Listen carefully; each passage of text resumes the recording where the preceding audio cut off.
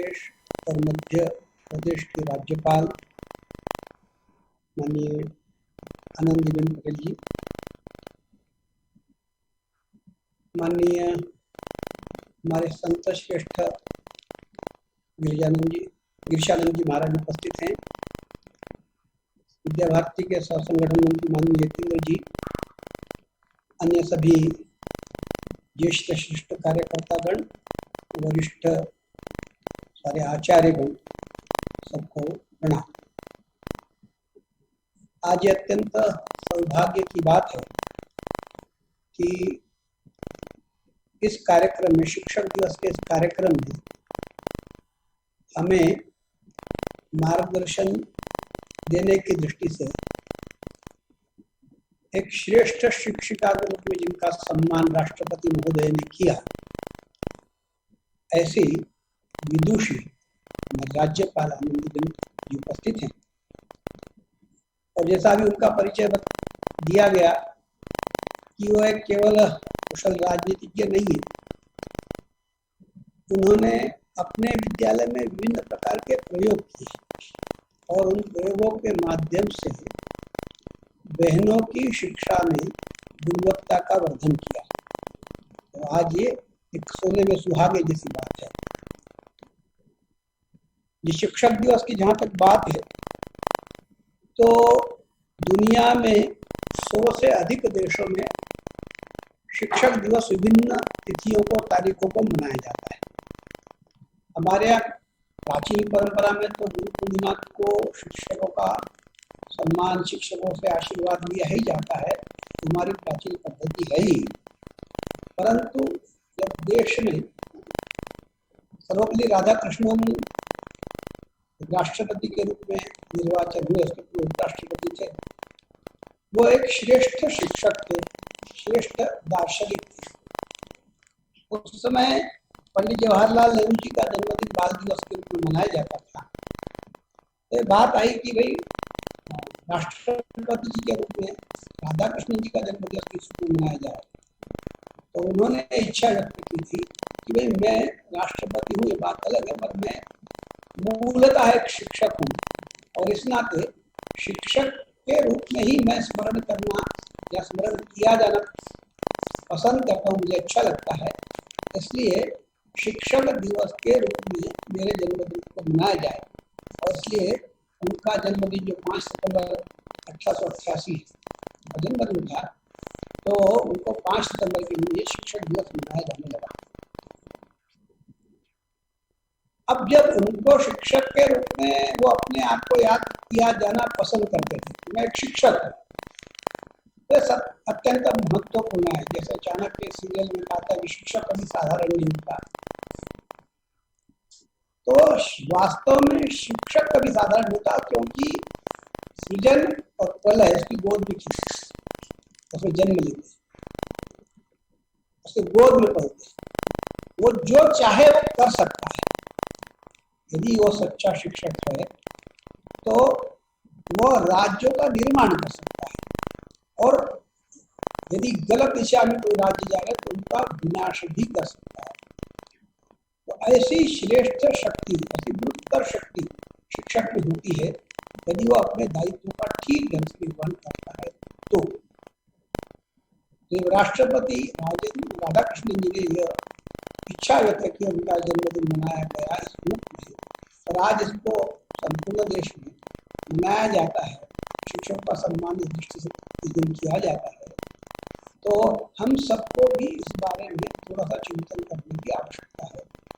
हम सब शिक्षक हैं, और जो शिक्षक शिक्षा देता है, ये विषयों की शिक्षा तो देता ही है, विभिन्न विषयों का ज्ञान अपने विद्यार्थियों को करवाता ही है, परंतु वास्तव में जो विद्यार्थी सीखते हैं वो शिक्षक के आचरण से सीखते हैं। वो क्या बोलता है इसका अपने सीमित स्थान पर महत्व जरूर होता है, परंतु उसका आचरण कैसा, उसका उठना बैठना कैसा, वो कैसे व्यवहार करता है, जीवन कैसे जीता है, इसका बहुत बड़ा प्रभाव विद्यार्थियों के जीवन पर पड़ता है। इसलिए उसको आचार्य कहा गया है। विद्या भारती में तो हमने इसी संबोधन को स्वीकार किया है। हमारे आचार्य आप जब से उपस्थित हैं वो इस बात को सदैव स्मरण करते हैं, संस्मरण करते हैं।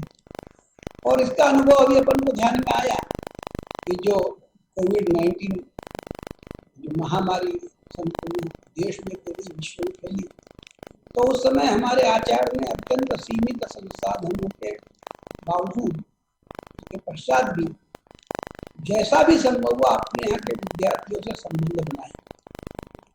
विद्या भारती के विद्यालय केवल नगरों में नहीं है, बड़ी संख्या में विद्यालय, आधे से ज्यादा विद्यालय तो ग्रामीण क्षेत्र में। तो उस ग्रामीण क्षेत्र के विद्यार्थियों से भी संबंध बनाने की पूरी कोशिश की और उनको भी अपने कार्य से शिक्षण के साथ जोड़ने का जो प्रयास किया, उसके लिए मैं उनका अत्यंत आभारी हूँ। जो देश भर में अपना काम चलता है, 13,000 से अधिक अपने 13,000 के लगभग अपने औपचारिक विद्यालय चलते हैं, लगभग 11,000 से कुछ अधिक अपने एकल शिक्षक विद्यालय और संस्कार केंद्र चलते हैं। देश में केवल एक मिजोरम छोड़ दिया जाए या लक्षद्वीप छोड़ दिया जाए, तो ऐसा कोई प्रदेश नहीं है जहाँ अपना काम नहीं है। बिल्कुल हिमालय के माना गांव से लेकर अंडमान तक अपने काम है। तो ऐसे संपूर्ण क्षेत्र में, चाहे ग्रामीण हो चाहे नगरीय हो, तो शिक्षकों ने जीवटता दिखाई और केवल शिक्षा के क्षेत्र में ही नहीं, तो जो सेवा का विराट कार्य किया। जो लोग ऐसे थे जिनके पास भोजन की उपलब्धता नहीं थी, उनके पास भोजन की पहुंचाने की व्यवस्था की, वस्त्रों की व्यवस्था की, जो आने जाने वाले यात्री थे उनके लिए व्यवस्था की। इस सारे व्यवस्था के लिए जो शिक्षकों ने समर्पण किया, वो वास्तव में तो शिक्षक के लिए आचार्य शब्द है, तो अपने आचरण के द्वारा इसको सिद्ध किया है और इसलिए मैं उनका हृदय से आभार व्यक्त करता हूँ। आज अत्यंत सौभाग्य का, जैसे मैंने कहा है, माननीय राज्यपाल जी हमारे बीच में उपस्थित है और मैं अधिक समय लेने का अर्थ होगा कि उनको जो हमको सुनने का समय, जो समय दिया है उसमें कम हो जाएगा, इसलिए अधिक समय न देते हुए मैं उनसे निवेदन करता हूँ कि वे आज हमें मार्गदर्शन करें। सबको पुनः प्रणाम, नमस्कार।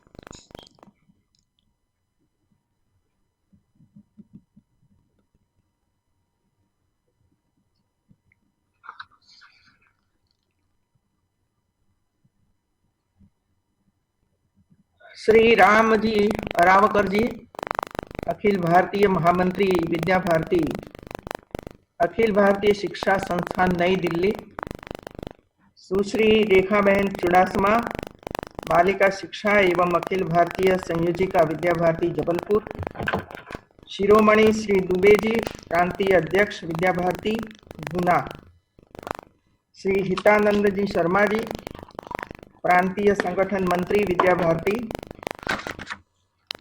और पूज्य स्वामी जी और सभी आचार्यगण।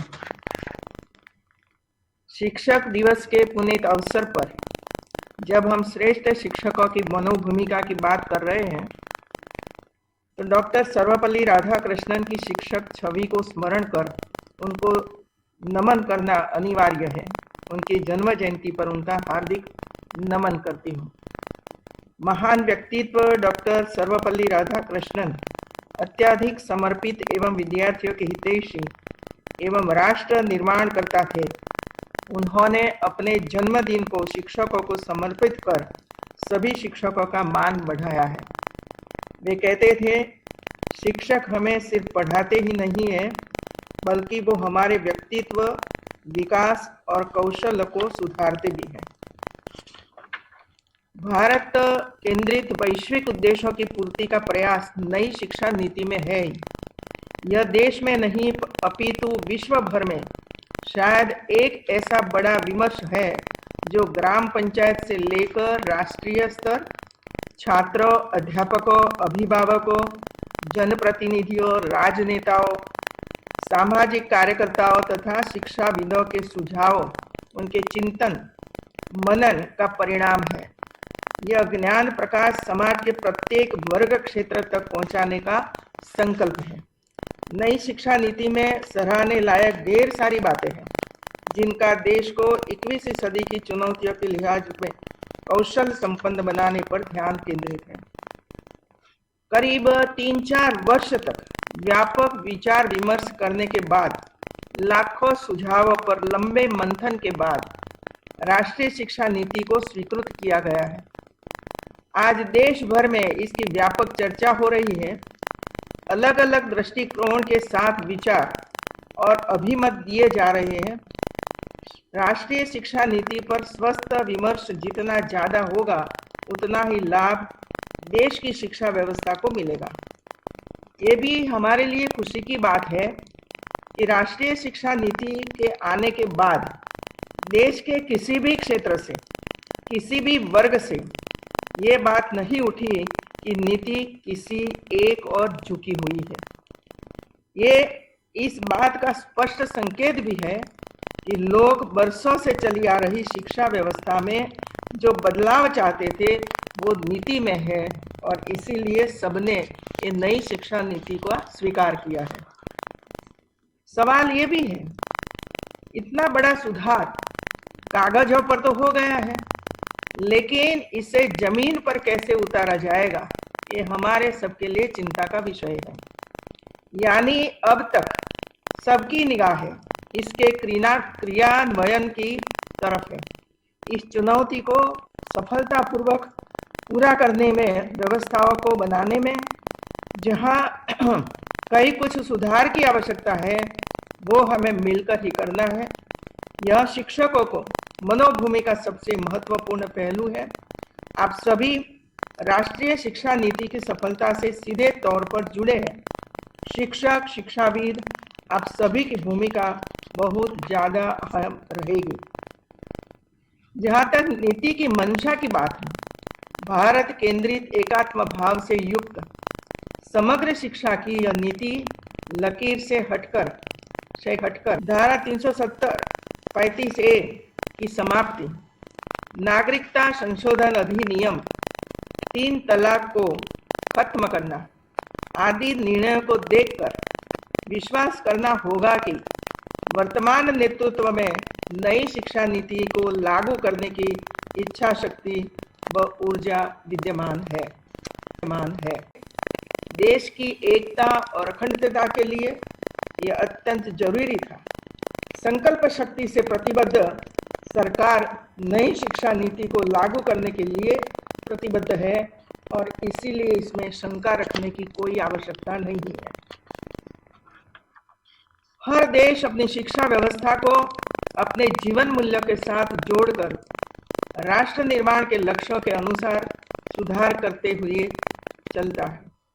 मकसद ये होता है कि देश की शिक्षा व्यवस्था अपनी वर्तमान और आने वाली पीढ़ियों के और भविष्य को उज्जवल और सुरक्षित करे। राष्ट्रीय शिक्षा नीति का आधार भी यही सोच है। नीति 21वीं सदी के भारत की नींव तैयार करने वाली है।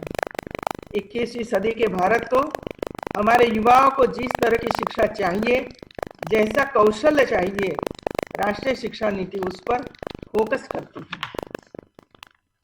शिक्षा नीति में भारत को ताकतवर बनाने, उसे विकास की नई ऊंचाई पर पहुंचाने, नागरिकों को और सशक्त करने के लिए ज्यादा से ज्यादा नए अवसर बनाने पर खास जोर दिया गया है। हमें यह समझना होगा कि जब भारत का विद्यार्थी, चाहे वो नर्सरी में हो या फिर कॉलेज में, वैज्ञानिक तरीके से पढ़ेगा और तेजी से बदलती जरूरतों समय के हिसाब से पढ़ेगा, तभी वो राष्ट्र निर्माण में सकारात्मक भूमिका निभा पाएगा। हमारी शिक्षा व्यवस्था में बड़े बदलाव बीते वर्षों में नहीं हुए थे। परिणाम ये हुआ कि शिक्षा व्यवस्था उद्देश्य, दर्शन और जुनून विहीन हो गई। हालांकि अतीत और वर्तमान के शिक्षक, उनकी भूमिका में बड़ा अंतर उभर कर आया है। आज के अध्यापक अपने कर्तव्य से विमुख होते दिख रहे हैं। शिक्षा विभाग में उच्च शिक्षित युवा सिर्फ अच्छी तनख्वाह के लालच में आ रहे हैं, विद्यार्थियों के कल्याण की योजना के साथ नहीं। सुदूर क्षेत्रों में नियुक्त अध्यापक महानगरों से सैकड़ों किलोमीटर की दूरी से आवागमन करके नौकरी करने की मात्र औपचारिकता पूरी करते हैं। मैं 10 साल गुजरात में शिक्षा मंत्री रही हूँ। और मुझे ये पता है, इसीलिए मैं आज ये कहना चाहती हूँ कि हमारे शिक्षक दूर दराज क्षेत्रों में जो आदिवासी के बच्चे पढ़ते हैं वहाँ जाने नहीं चाहते, और यदि जाते हैं तो वैसा ही करते हैं, गए आए, और शिक्षा के प्रति उसका ध्यान जो होना चाहिए वो नहीं होता है। अधिकांश अधिकारियों की जेब भरकर केवल हस्ताक्षर करने की खानापूर्ति करते हैं और तनख्वाह निकालते रहते हैं। सरकारी विद्यालयों की स्थिति से हर कोई अवगत है।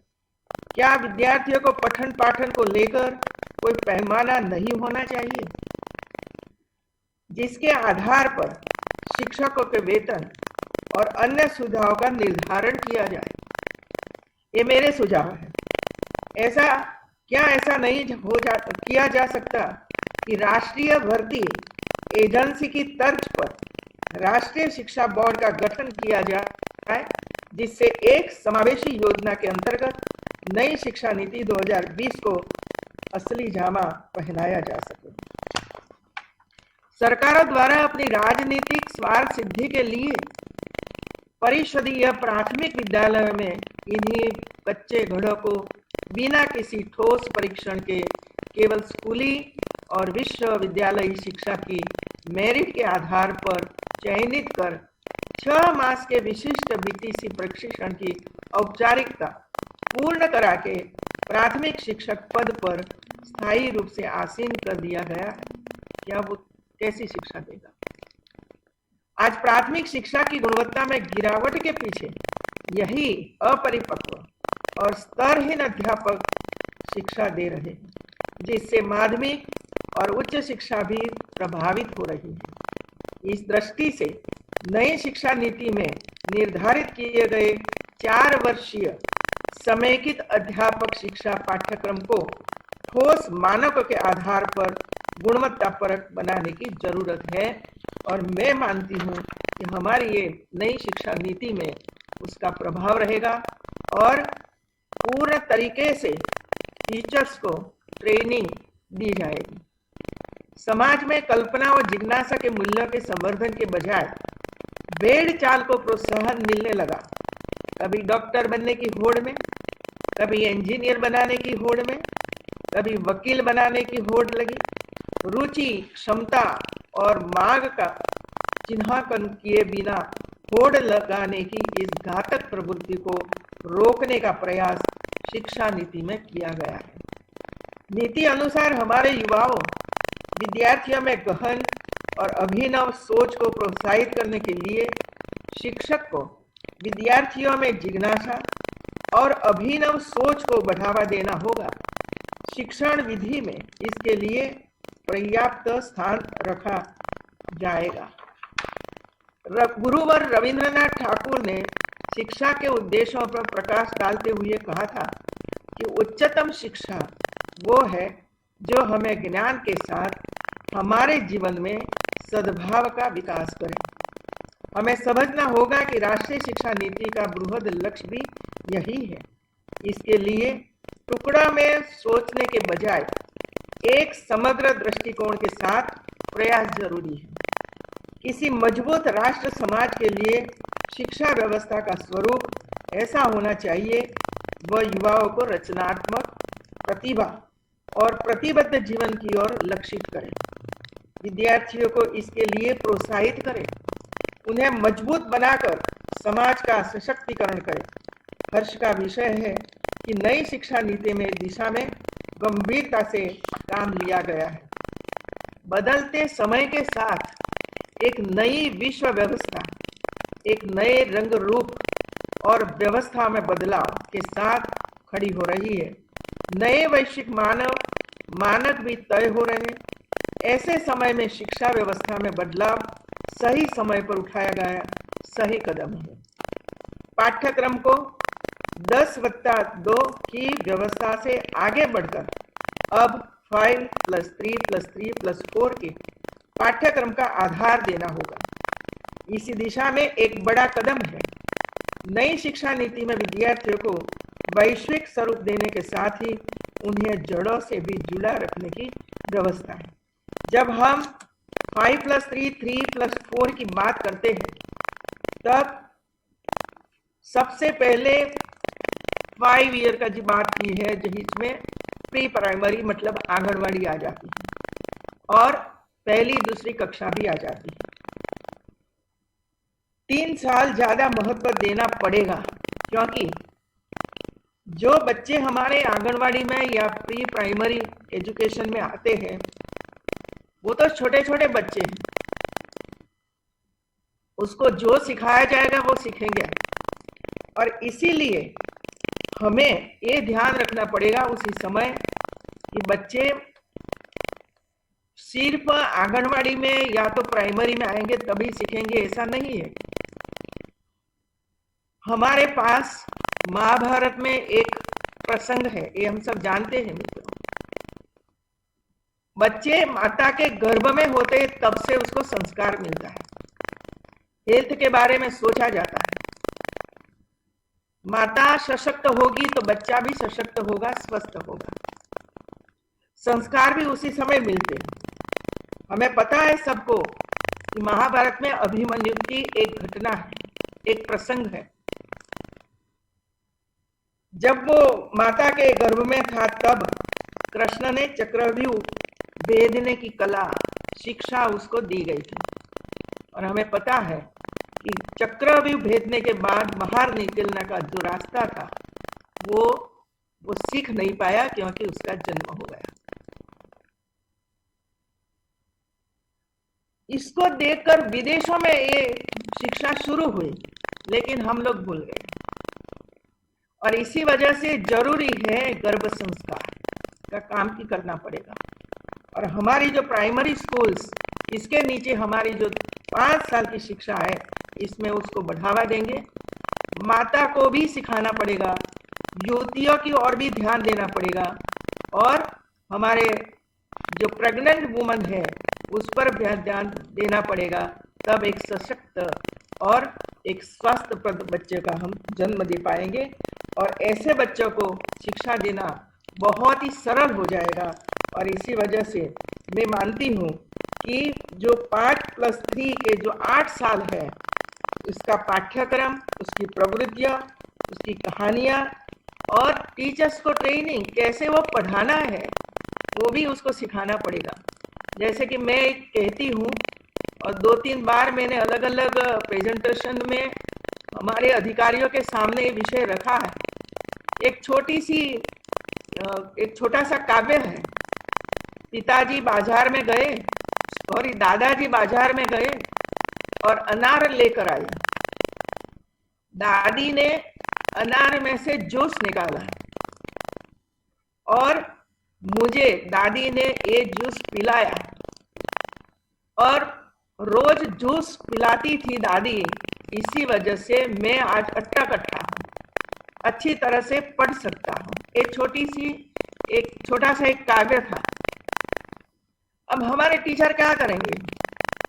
2 प्रश्न पूछेंगे, अनार कौन लाया, जूस किसने निकाला, जूस किसने पिया। बस नीचे 2-3 प्रश्न होंगे और हमारा ये काम पूरा हो गया। लेकिन मैं मानती हूँ इसमें परिवार भाव है कि नहीं है।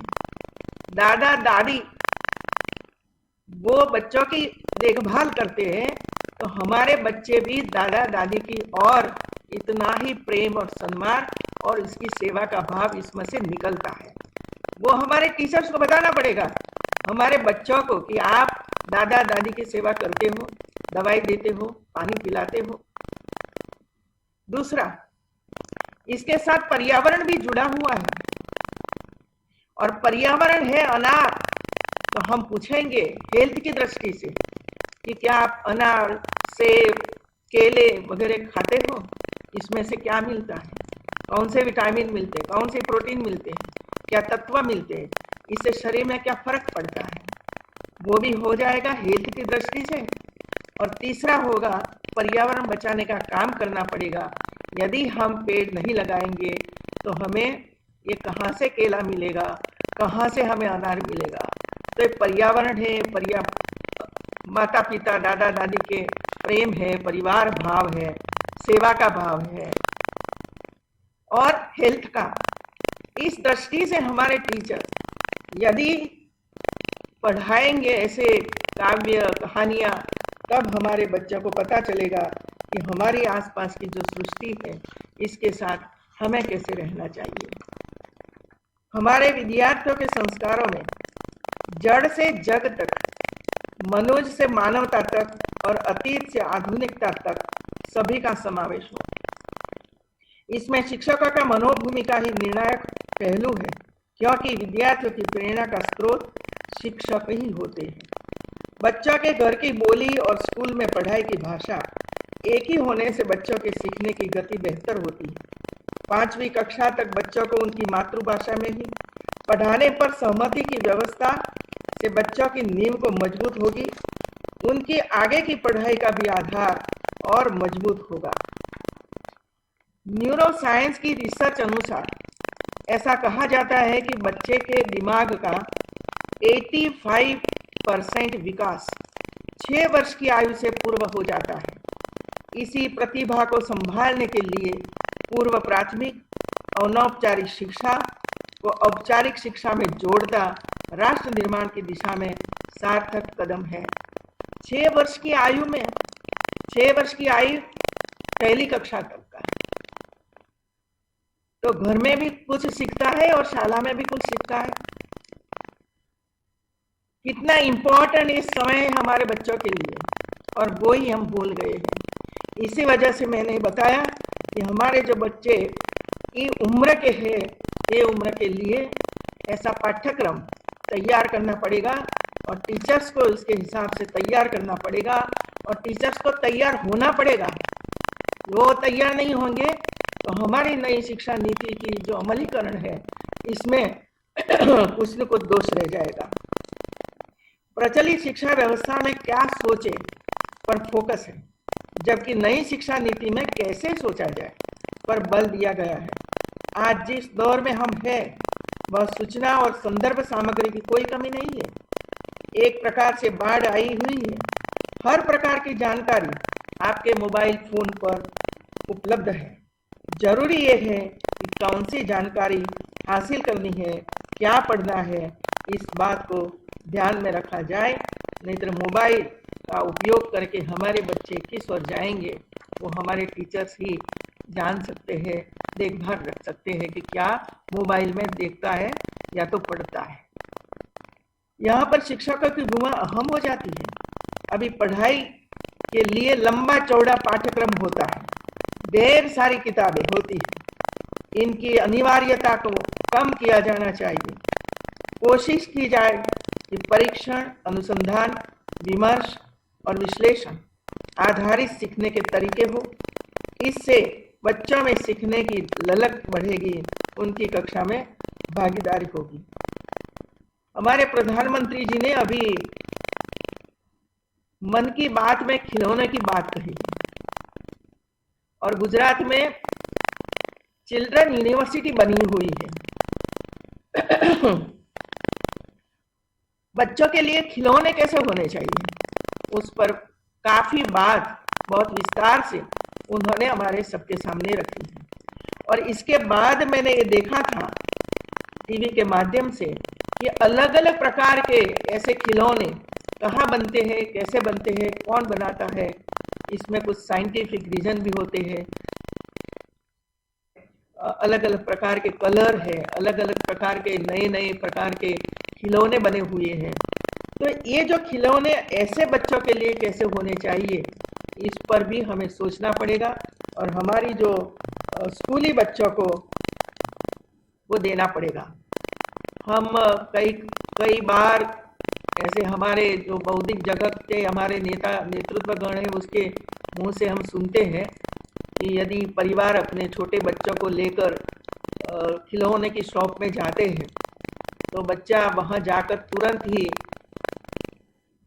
वो उठाता है, पिस्तौल उठाता है। और यदि अभिभावक ना बोलता है कि वो पिस्तौल नहीं लेना है, वो ले लो, वो ले लो, वो अच्छे हैं, लेकिन वो नहीं मानता है और अभिभावक पर बहुत ही दबाव डालता है पिस्तौल लेने के लिए। और इसमें 80% बच्चे हैं जो पिस्तौल लेने के लिए प्रयास करते हैं। आप सोचिए कि बच्चे के दिमाग में क्या चलता है। किसी की और डर है या किसको डराना है, किसी को मारना है, किसी को शिक्षा देना है। वो क्यों हो रहा है, इसकी ओर भी हमें ध्यान आकर्षित करना पड़ेगा। और इसी वजह से बच्चों को पिस्तौल के बजाय ऐसे खिलौने हमारे सामने रखे कि जिसकी वजह से हमारे छोटे छोटे बच्चे खिलौने खेलते खेलते वो साइंस भी सीख जाए, हेल्थ भी सीख जाए, कलर भी सीख जाए, बनावट भी सीख जाए, सब कुछ सीख। हर विद्यार्थी को यह अवसर मिलना भी चाहिए कि वो अपने जुनून को पूरा करने का भरसक प्रयास करे। उसकी सुविधा और ज़रूरत के हिसाब से वह कोई भी डिग्री या कोर्स कर सके। अगर उसका मन करे तो वो उसे छोड़ भी सके। अक्सर ऐसा होता है कि कोई कोर्स करने के बाद छात्रा जब नौकरी के लिए जाता है तो उसे पता चलता है कि उसने जो पढ़ा है वो नौकरी की मांग को पूरा नहीं करता। कई छात्राओं को अलग अलग वजहों से बीच में ही पढ़ाई छोड़कर नौकरी भी करनी पड़ती है। ऐसे सभी विद्यार्थियों की जरूरतों को खास ध्यान रखते हुए डिग्री अथवा कोर्स को लेने तथा छोड़ने की बहुविकल्प नई नीति में है। यह एक क्रांतिकारी कदम है। इसका महत्वपूर्ण आयाम यह है कि युवा नौकरी की आवश्यकताओं के अनुसार कोर्स करके प्रभावित तरीके से पढ़ाई कर अपनी दक्षता को बढ़ा सकेंगे। इसके साथ ही छात्राओं को यह भी स्वतंत्रता होगी कि अगर कोई कोर्स बीच में छोड़कर दूसरे कोर्स में प्रवेश लेना चाहे तो उसे वो कर सकते हैं। इसके लिए वो पहले कोर्स के एक निश्चित समय तक ब्रेक कर दूसरा कोर्स ले सकता है। मैं शिक्षक मित्रों से कहना चाहूंगी कि वे खुली विचारधारा के साथ इसमें विद्यार्थियों का सहयोग करेंगे तो हम एक नई कार्य संस्कृति बनाने सफल हो सकते हैं। वैश्विक मानचित्र की मांग के अनुसार युवाओं को कौशल संपन्न और दक्ष बना सकेंगे। तेजी से बदलती तकनीकी दुनिया में एक ही व्यवसाय में जीवन भर टिका रहना अब सबके लिए संभव नहीं है। नीति का यह पहलू युवाओं को निरंतर कौशल उन्नयन और परिवर्तन के लिए सक्षम बनाएगी। किसी भी देश के विकास में एक बड़ी भूमिका समाज की रहती है। हर तबके की गरिमा उसकी अस्मिता के लिए जरूरी है कि समाज का कोई व्यक्ति कोई भी काम करे उससे कोई छोटा या बड़ा नहीं हो। शिक्षक दिवस के अवसर पर शिक्षा जगत के सभी सदस्यों से कहना चाहूंगी कि हमें ये सोचना चाहिए कि भारत जैसे सांस्कृतिक रूप से समृद्ध देश में भेदभाव की यह बुराई कहां से आई। उच्च नीच का भाव,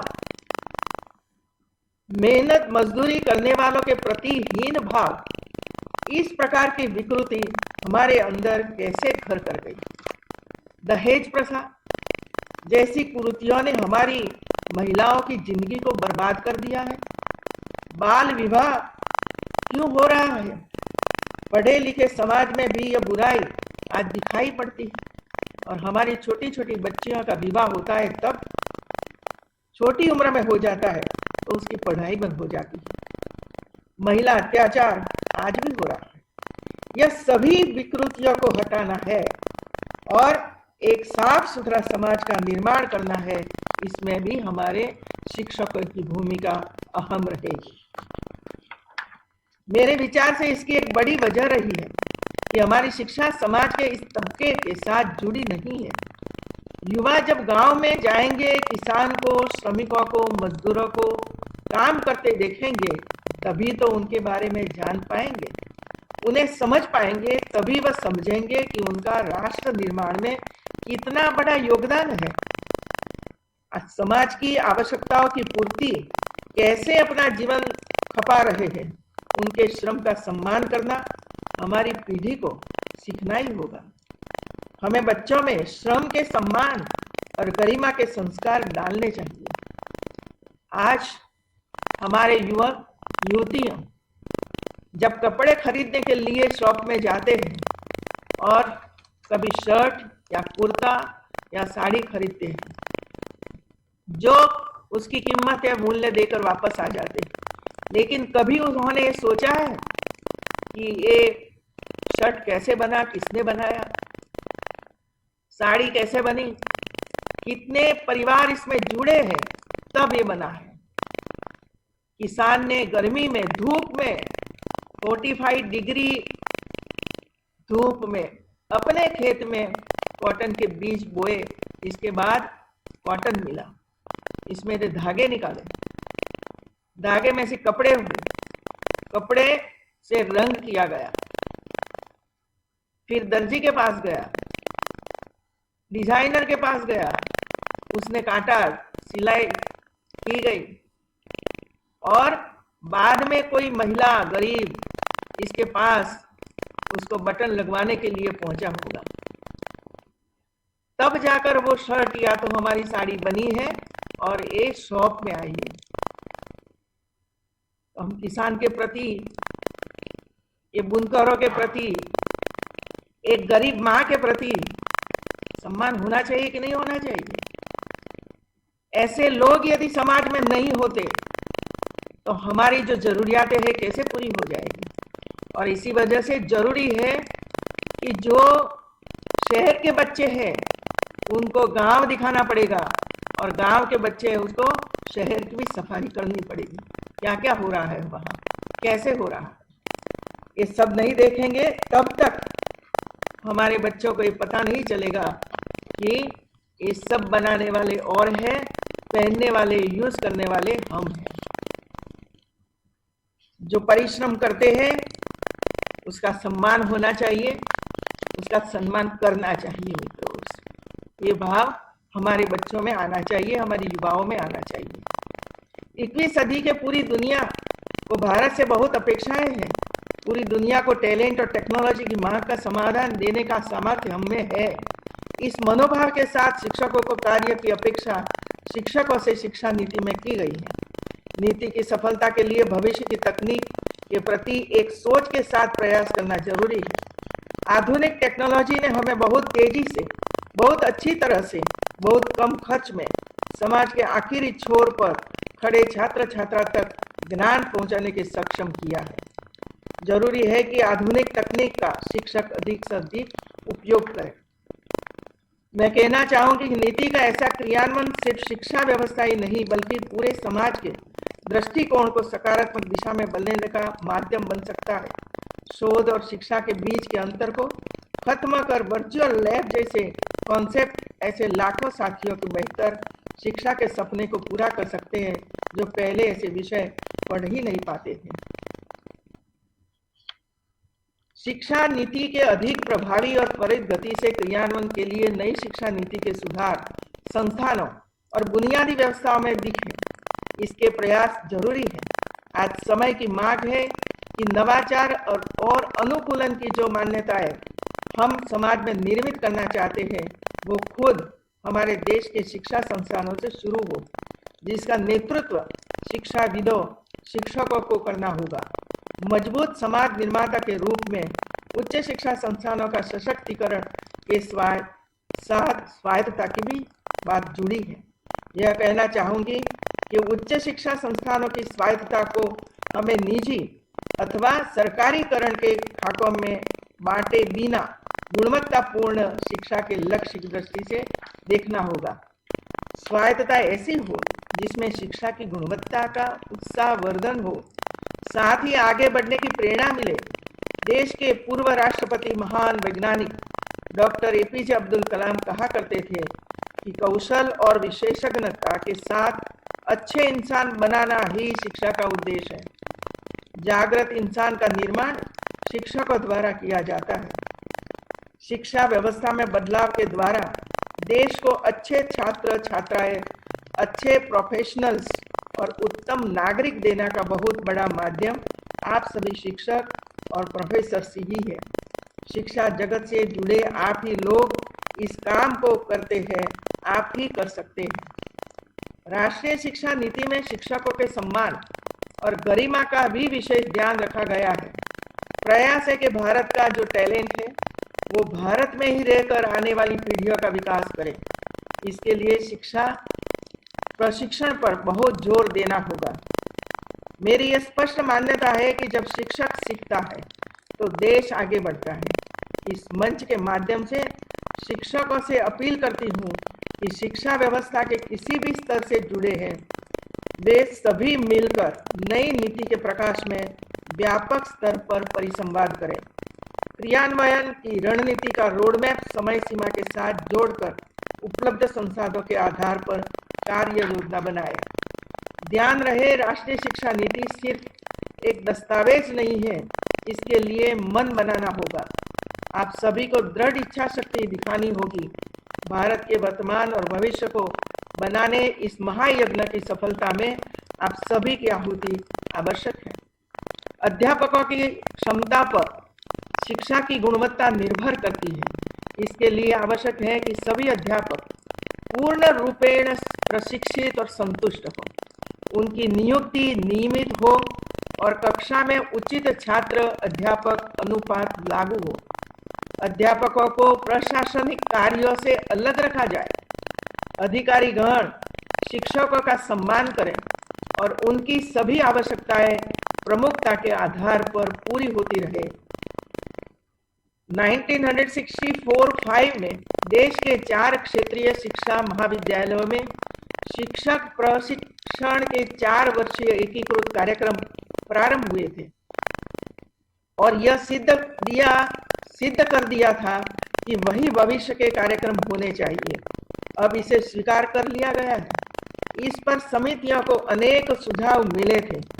सभी चाहते हैं कि हर अध्यापक स्वयं एक विकसित व्यक्तित्व का धनी हो और वह स्वयं भी जीवन पर्यंत अध्ययन और अध्यापन में आगे बढ़ते रहे। नई शिक्षा नीति के सफल क्रियान्वयन और भावी भारत के निर्माण में सबसे महत्वपूर्ण भूमिका अध्यापकों की ही होगी। मोदी सरकार की महत्वाकांक्षी नई शिक्षा नीति 2020 का सफल क्रियान्वयन अध्यापकों की कार्य कुशलता पर निर्भर करेगा, क्योंकि अध्यापक ही कक्षा में बैठे विद्यार्थियों को तराशने का काम करते हैं। प्रत्येक विद्यार्थी कुछ विशिष्ट योग्यताओं और क्षमताओं से युक्त होता है।